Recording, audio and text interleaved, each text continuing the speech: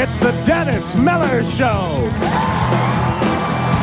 Tonight, Knox Landing's William Devane, artist Jeff Koons, musician Henry Rollins.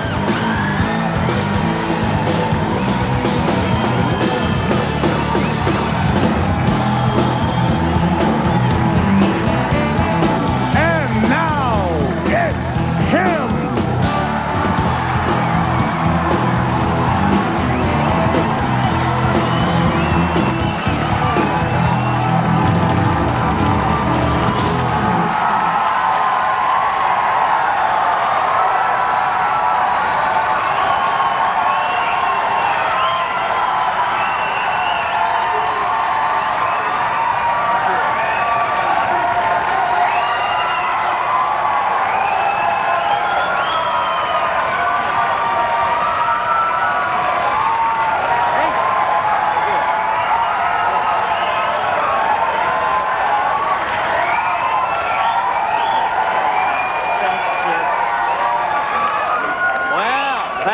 Thank you. Nice to have you here. I'm a little tired. Got up early, did Howard Stern this morning, and Howard told me that for the success of the show, he felt I needed to hire an announcer with big breasts. Nick, what do you think about that?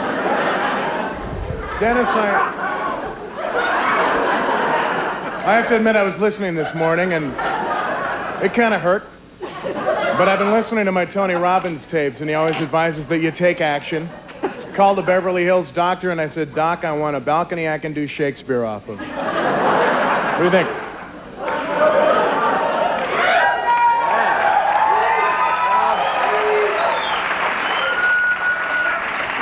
Have they shown you on the monitor? I keep seeing me on the monitor. Are we going to show Nick?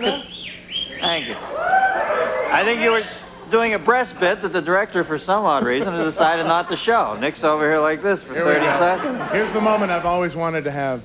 Beautiful. Oh. You call those big breasts? They're bigger. Well, I got the saline, and I felt it was comfortably endowed here. Comfortably. Well, you know what the Frenchmen say. What is that? Those aren't big enough. With an accent. You know, let's look at the news, kids. We gave $18 billion to the Russians today. Can you believe this? Is this country mad? Huh? How many more people of this, how many more American citizens do I got to see laying in their own urine on the street before we start giving them some bread? Giving it to the Russians. I don't have... I'm trying to make a serious point with you. You've got tits. I completely agree. You are so right. It's craziness. I have nothing against the Russians. They're great people. I know they wanted to kill us a couple years ago. Now we're best buddies. But let's take care of our own, okay? And don't call me an isolationist. I'm a pragmatist. All right, what's in the news? Bill Clinton has finally admitted that he was, in fact, with Jennifer Flowers, but he qualified it by saying he never had an orgasm. So, Bill keeps pulling up short there. Take the hit, have the gasm, live a little, for God's sake. Clinton's now having trouble dispelling his image as a hick with the New York media. Maybe it would help if he stopped referring to the upcoming primary as a monster truck pool for delegates. Brown and Clinton agreed in their debate yesterday that more should be done about AIDS. Well, there's a risky stance, huh? Because I know there's a lot of people out there who think we're doing way too much about this modern-day plague that's threatening to wipe out the entire human race. Yeah, okay. Go out on a limb there, boys. They also agreed that there needs to be stiffer gun laws in this country, although many voters think Clinton's gun is stiff enough right now.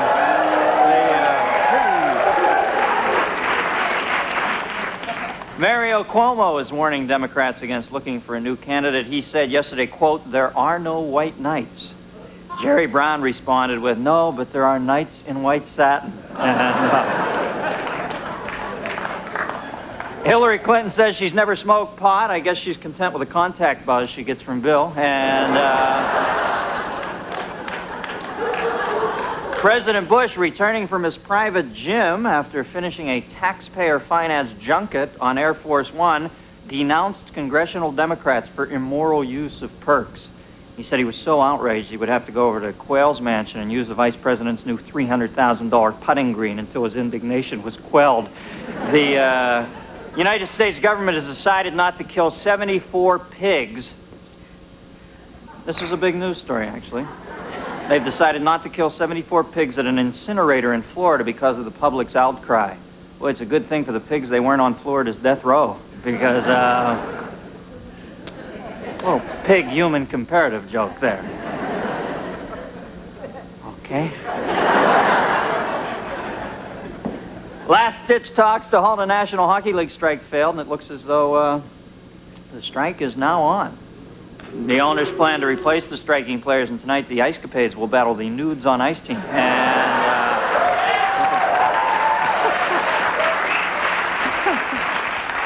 I was high-sticked with a low stick.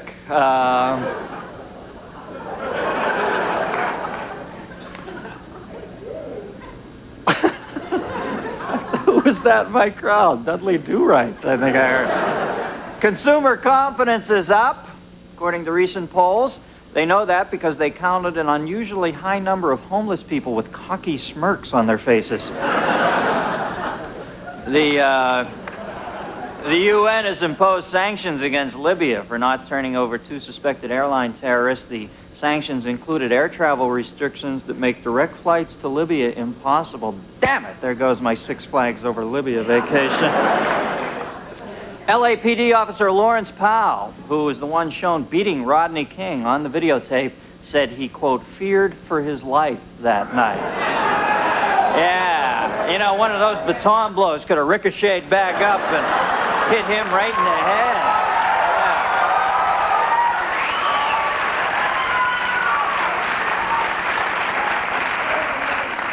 Yeah. I felt so cool delivering that, I had to do my hair back, man. And finally, you read about this, Mike Tyson's been in jail for almost a week, and he still hasn't eaten solid food. That Mikey, he hates everything. Tonight, my guest star from Knots Landing, William Devane, is here.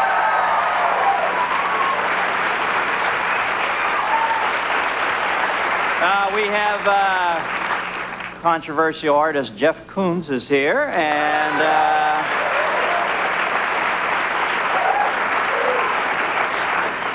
And I think that's it. Yeah, Henry Rollins is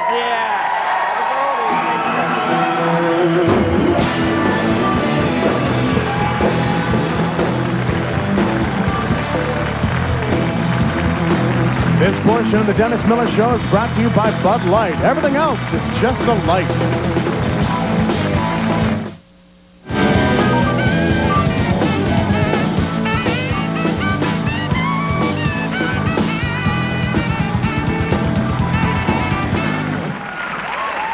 Welcome back.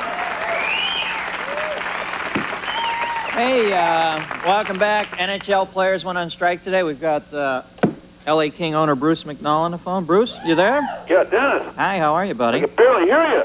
Hey, can you hear me now? What's wrong? Your phone line's on strike or what? Now, the players went out today, and I think you treat these guys pretty well. Are you PO'd, or how do you feel about this?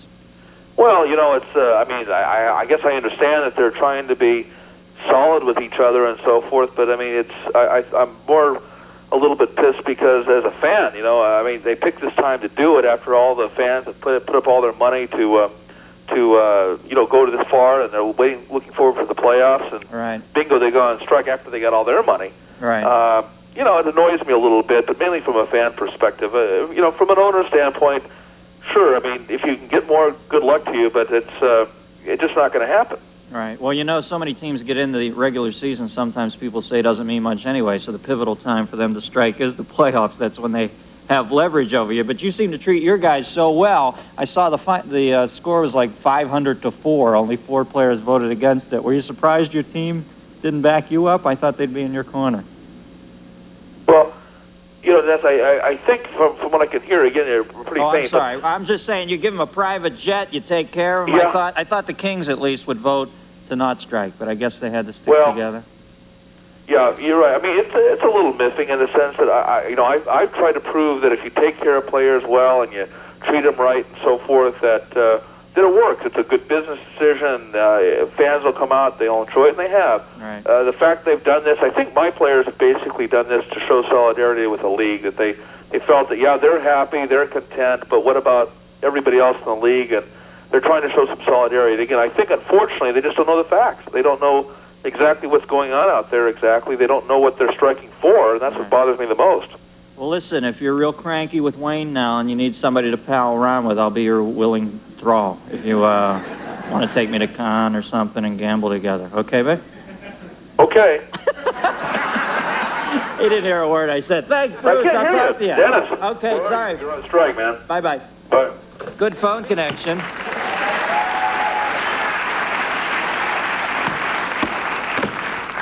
I don't think he heard a word I said. He was just being nice. He knew I was talking about the strike, so he just went off on an answer. All right, cosmonaut Sergei, what is this guy's name? Krikalov?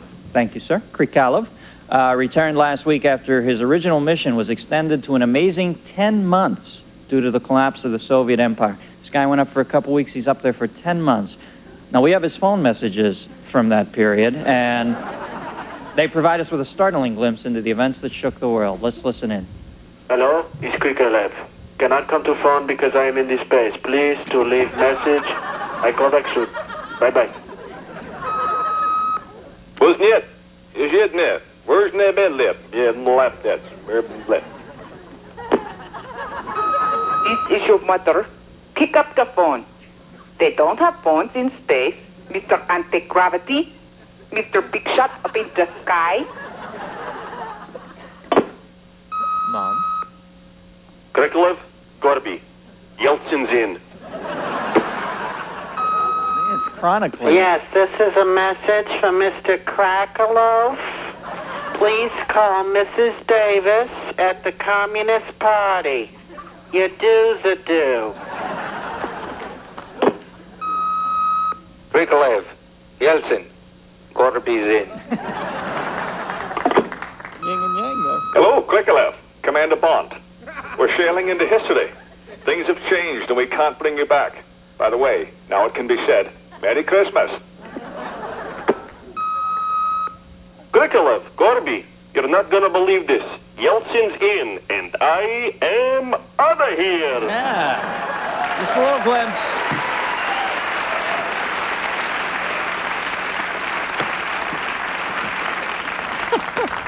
I felt so actively involved in that bit. You've seen my first guest as the unpredictable business tycoon, Gregory Sumner, on Knots Landing. Please welcome William Devane, folks. William.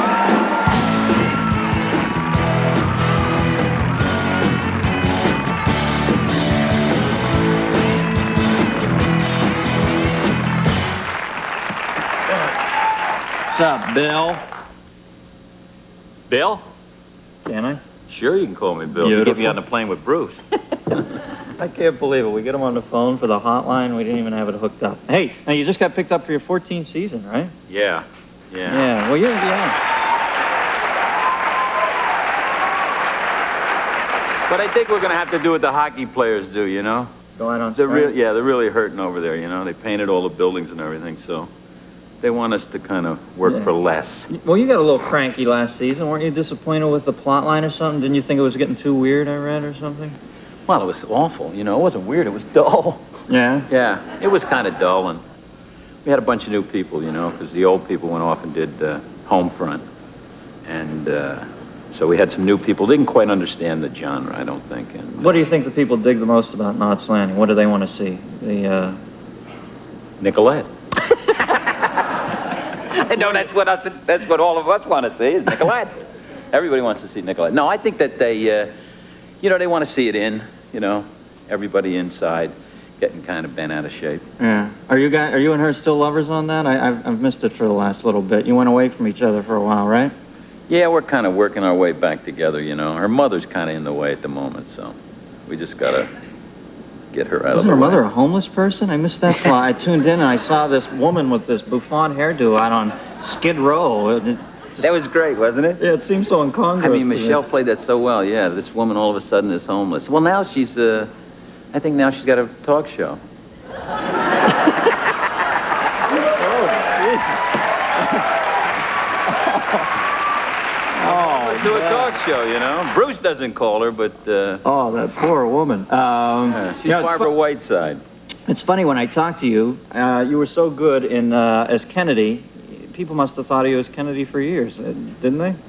Well, actually, you know, it's funny because most people thought I played Bobby Kennedy. For some reason, probably because of the way I look, you know. So people always come to me and say, God, you were great as Bobby Kennedy, you know.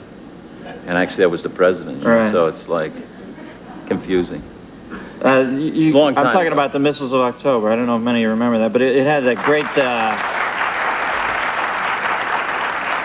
You know, what's great about that is that it really had that claustrophobia war room type feel to it, I thought. You know, the black and white, it was gritty, and you really thought you guys were in there. All on these great stages that they built, yeah. It was wonderful. Who was Bobby? Wasn't it Martin Sheen? It was Marty Sheen. Yeah, sure. Martin Sheen and I.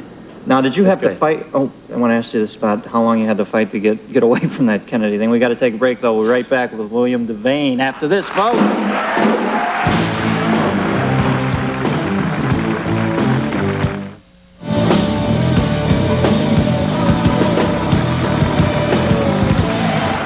Welcome back. We're back with Bill Devane, and I was going to ask you about Kennedy, but that's probably a tired question. I do want to ask you, after 14 years on Notch Landing, did you at one point have a bit of a reputation as a enfant terrible in the business, or did you have a bit of a cranky reputation?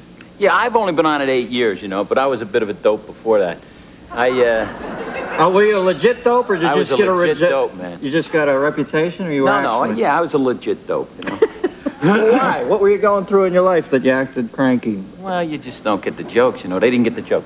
No, I was doing a thing called From Here to Eternity, which was kind of a mess, you know, and... TV miniseries version of it, right? Well, I did the miniseries, and then I went off to New York and directed a play, and they wanted to do it as a regular series, so made this deal and came back and started doing it, and they wanted to do it a little different than on how I saw it, you know, and I just wasn't very cool about it, you know. Yeah.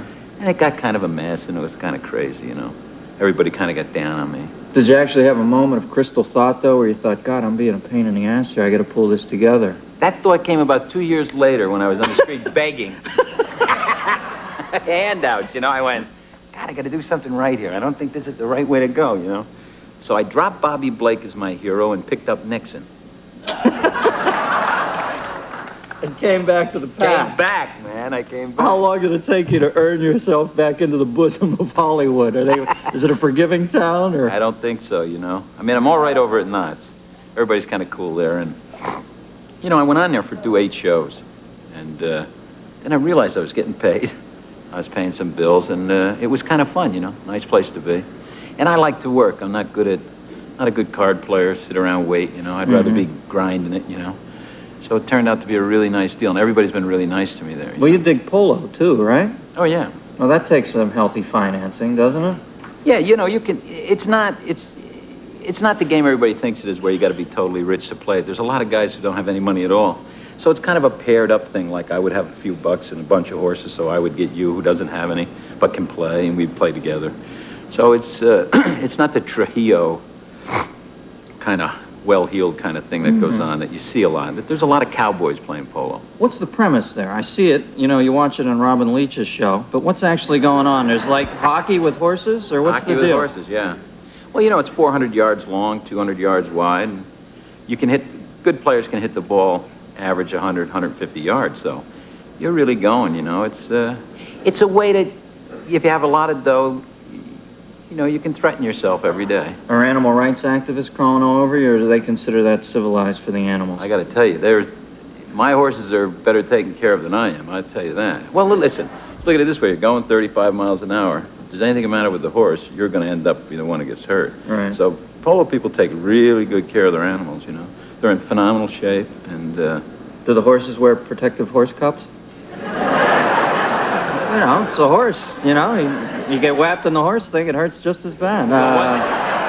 We take the horse thing off. Oh.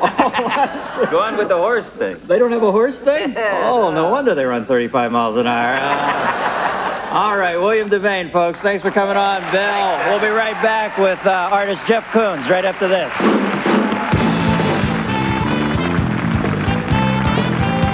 This portion of the Dennis Miller Show is brought to you by Bounce. It stops static before static stops you.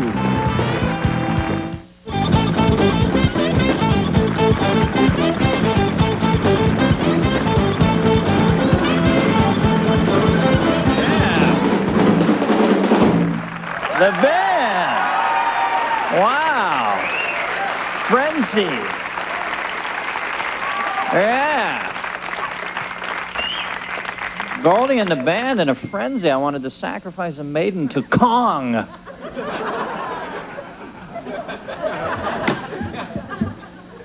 know, I had always aspired to one day be a polo pony, but I'm having second thoughts now. Although with me, it could probably be out surgery. You know. No, teasing. Hugely hung. All right.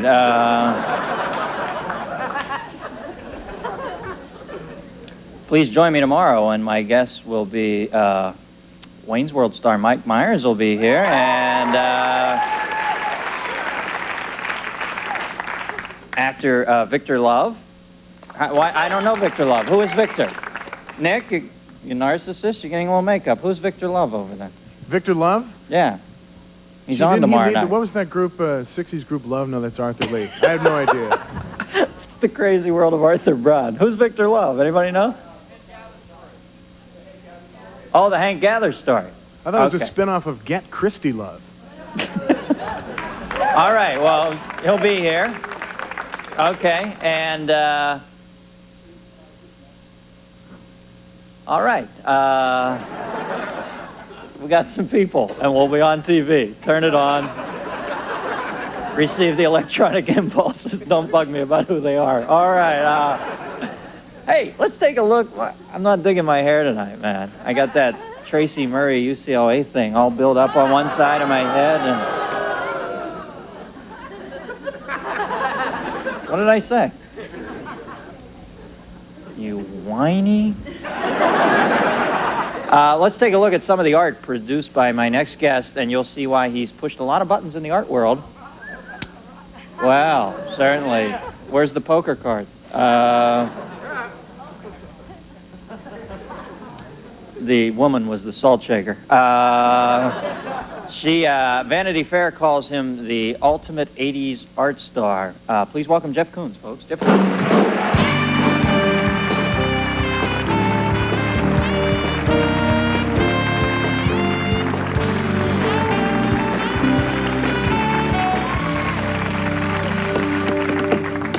How you doing? Pretty good. Now, I know a lot of the art that we couldn't show on Real TV is has your wife involved in it, right? She is. Explain a little about your wife for the people who don't know. She is a politician, topless dancer, or something. Well, my wife is known as La Cicciolina, Ilona Staller, and she's in the Italian Parliament, and in the past was a porno star.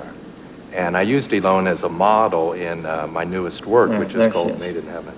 Yeah, it's Ilona and myself there. And it was a series of sculptures, and was it all sculptures, or is it pictures of your wife also? Sculptures, painting, and a lot of very well-trained sperm. Mm-hmm. Beautiful. And different artists work in different mediums. Oil or water-based sperm? And you caught a lot of flack for this, right? It's a pretty controversial show because it shows you and your wife in different sexual positions, right? I think I created really the greatest show in contemporary art history. I've had the largest attendance of an audience. I've had every major collector participating in the work. But what I'm really most happy about is out of this work, Ilona and I are creating a biological sculpture. And right now she's 11 weeks pregnant. So. Oh, so you're pregnant with a little baby. Oh, there you are. And now let me ask you this. This big National Endowment for the Arts situation going on in our country, you seem like a free thinker to me. Are you a free thinker enough to see that somewhere out there in America there are regular folks, right? I mean, you know, some of us lead a downtown life, some of us lead an uptown life. Some of these people live out there in Field of Dreams country. Are you free-thinker enough to see where it might piss them off that some of their tax money goes to fund projects where, you know, that might be completely foreign to their existence? Can you cop to that? Nobody in the art community seems to understand. These are just regular folk, and they find some of this stuff abhorrent. Can't you feel for them? Dennis, with my work, it's totally independent of tax dollars. Right. And I think that, and again, I'm speaking about my work. My work never segregates anyone from life. And I think that pornography's real definition should be a form that it segregates people from life.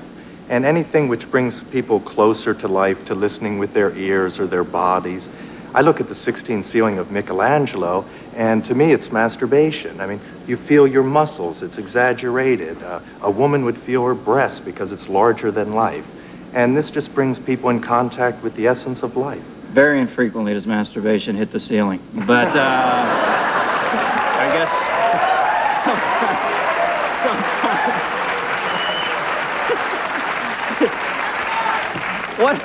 What about the fact that you, and say, for instance, and I'm not lumping you in with him, I only know his name, I'm a neophyte as far as art, but there's a man named Mark Kostabi. I understand both of you oftentimes don't even... Mark who? Kostabi, isn't that his name? You don't even actually do your own art, right? You commission other people to create it for you? Well, for many years, I've had other artisans make my work, and it's so that I don't become manipulated by the material. I mean, if I would sit here and make something out of... Are you hosing me, or do you believe that? Absolutely.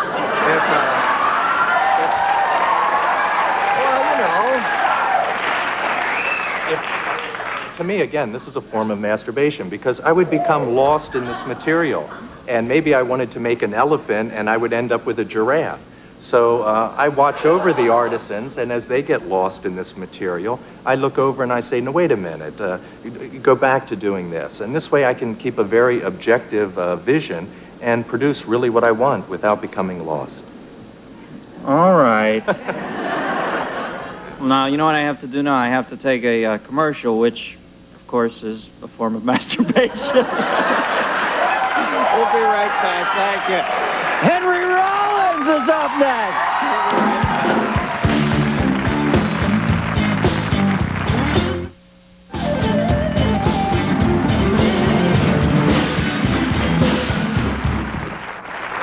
I don't know, folks.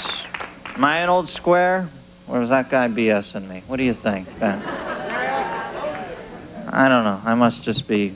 I'm really a square, I guess, at heart. Because I was a nice guy, you know. Seemed like he was playing a real serious angle to me there, though, with that. A little bit of a con. I get to watch over the commission. Oh, come on. Come on, now. All right. We'll get a little art after Mr. Rollins in a second, huh? I like Henry. Absolutely. What is that? Yeah. Oh, she is a Henry fan up there.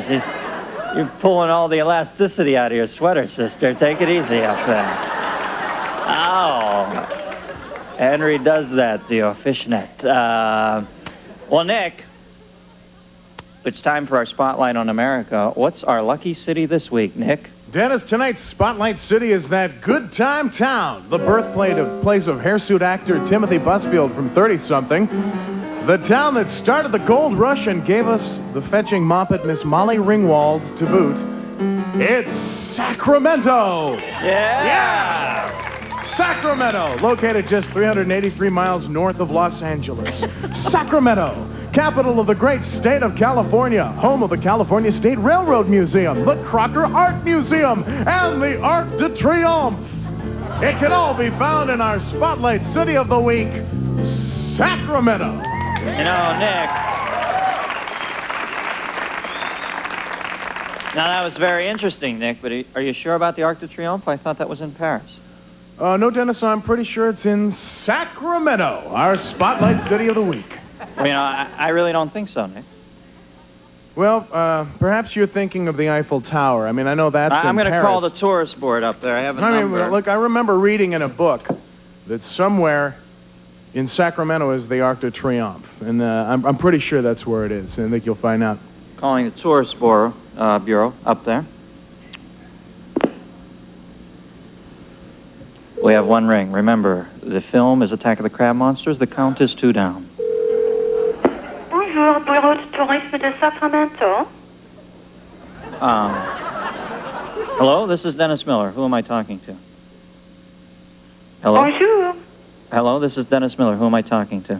This is Lucy Steffens. How can I help you? Look, Lucy, I'm having a disagreement with my announcer, Nick, about Sacramento. Where is the Arc de Triomphe? Oh, that's in Paris. I used to live there. It should still be there, right on the Champs-Élysées. That's what I told him. Hey, now listen, while I got you on the phone, Sacramento is one of our favorite cities. It's even our Spotlight City of the Week. I was wondering, what can you tell us about Sacramento? Well, you could be doing a little better in the ratings here, Dennis. Well, then how coincidental that it's our Spotlight City of the Week. He said as he blatantly sucked up.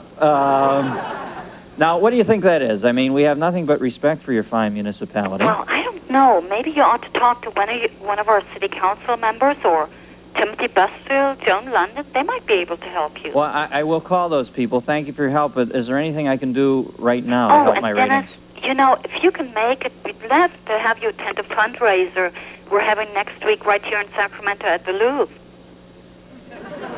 What do you think? At the Louvre. Okay, sure. Sounds great, Lucy. I'll try to make it up. Bonjour. Thank you for everything. Okay, a bientôt. Okay, bye-bye. Lucy Steffens at the...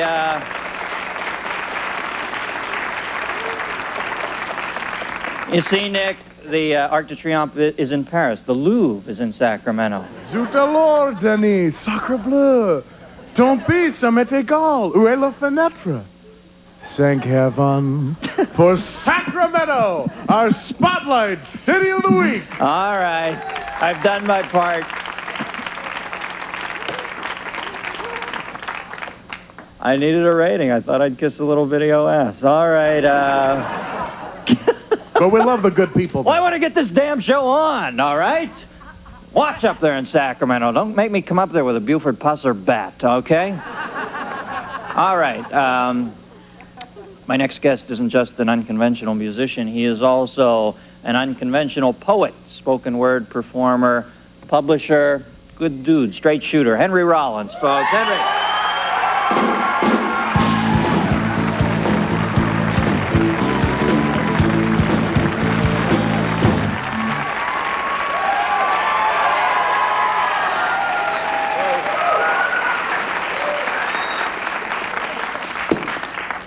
Henry? Yes, sir. Leave Skipper and Tina Louise back on the island, or what? Oh, I'm just getting ready to go play in a little while, so... Now, Henry, the thing I love about you, this is your second time here. We, as a service to our guests, we offer our guests limos. You refuse to use these limos, right? I live down the street. I thought it was some heavy proletariat thing that almost brought a tear to my eye, and you live next door, damn it. But if you live far away, you wouldn't take our limo, would you? Sure. Okay, all right. Where we leave it. So you just got back from, you're just in Europe, right? Yeah. Who were you over there with? The Chili Peppers? Uh-huh. We did about 5 weeks with the Chili Peppers all over the continent. Yeah. Great band, great people, and really rocking. It was a great time. Yeah. Now, they bit into you in Europe before they ever got into you over here, didn't they? Yeah, we've played Europe 6 times now, and it's the first time we ever had a real audience. The first tour, we went there in '87. It was really receptive, where America was just kind of going, Yeah, it's always nice to go there. Mm-hmm. Now, you're so intense when you perform. You seem to get revved up for each and every song. Do you ever do 2 shows in a night? Or yeah, sometimes. Yeah? We played today. We did a set at Fullerton at the university. Yeah, we played for free out there today and jumped in the van, the limo or van, and we came here. Sometimes we play. I love the thought of you and Danny Bonaducci and Shirley Jones and... It's a Partridge Family thing. All right. Hey, let me show you a book here. That one there? Book, babe? Oh, behind me. Now, you get letters from fans, and you're one of the few guys, you really take time out each day to write these people, right? About 2 hours a day. 2 hours a day, you write these? Yeah. And how many fan letters can you crank off in 2 hours? Well, it depends. Most of the time, people write me and just ask, they want to know where we're going to be playing or something like that. Sometimes people write these very intense letters. Yeah, I saw one from the girl who... I get a lot of letters from people in prisons, institutions, a lot of people who are really up against it. Politicians are writing you. I get a lot of letters from abused young people. Yeah. Because there's a lot more of that goes on than anyone really wants to know about, and so. Now, have you articulated problems like that in your past, or do you just think you give off some empathic vibe that people think that you'll help them? I've been through I've had some strange turns when I was growing up, and perhaps some people can identify with some of the rage that I express. Perhaps, or as far as the band, I mean, I'm 1/5 of the band. We're like a unit, and as far as the music goes, our overall thing maybe gets the blood running for some people. Yeah, well, I love your band, but there's something about you in the center of it, and I hate to use the word charisma with you because I think you'd think that was a yank word, but there's something about you that I think people sense is completely legitimate. I mean, amongst the... You don't have the shoes on, you have the torn shirt, all the tattoos, but I think somewhere in there, you're like probably the most ethical, serious human I've had on this show. Oh, well, maybe, I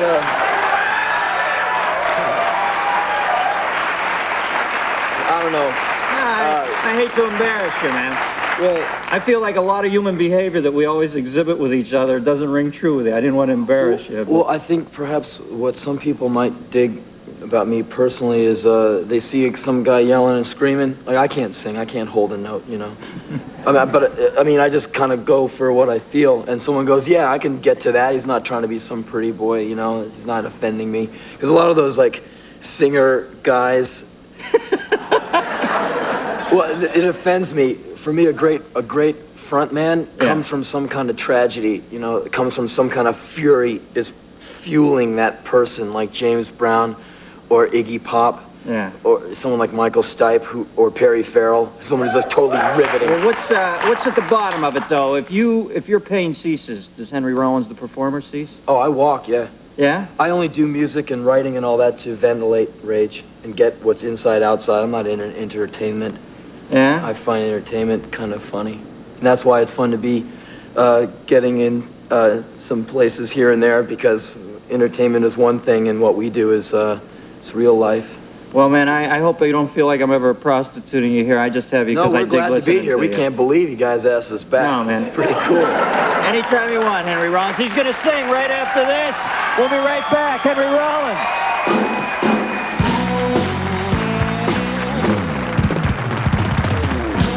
If you're going to be in Los Angeles and would like to attend the taping of The Dennis Miller Show, please drop us a note. Care of The Dennis Miller Show, Post Office Box 4150, Hollywood, California, 90078, or call us at 818-506-0043.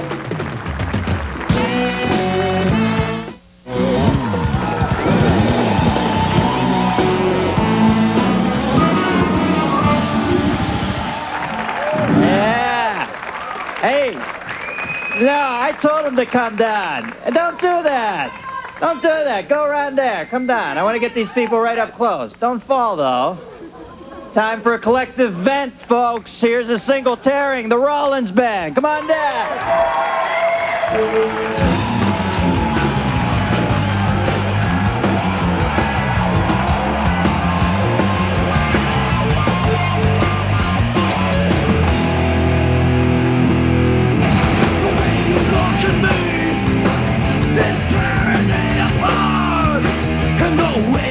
You feel it's tearing you apart, and the things we're doing to each other is tearing us apart.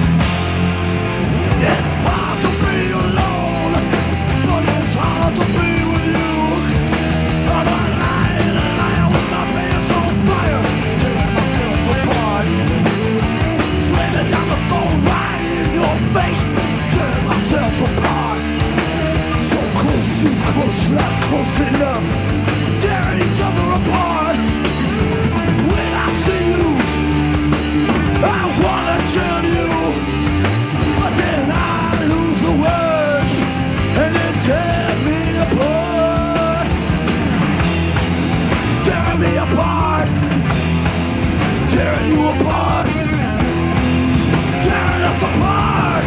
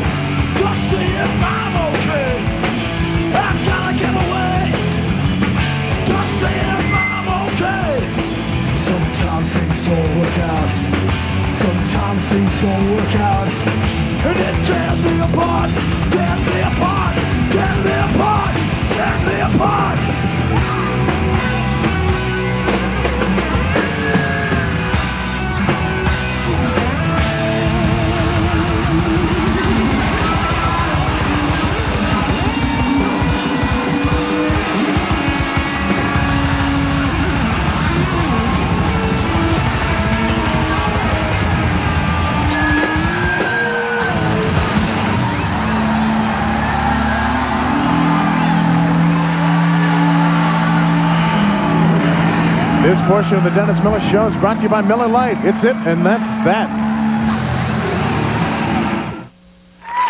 Welcome back. Hey!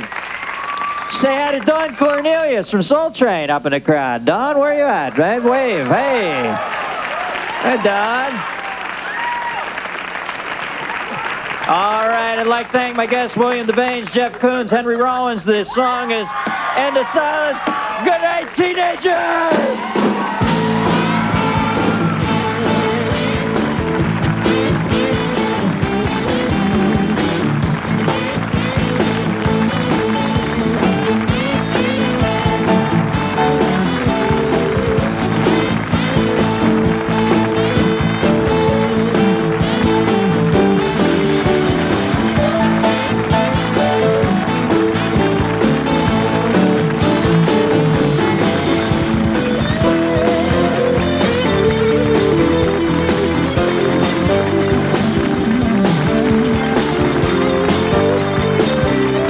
When in Los Angeles, guests of the Dennis Miller Show stay at the St. James Club and Hotel.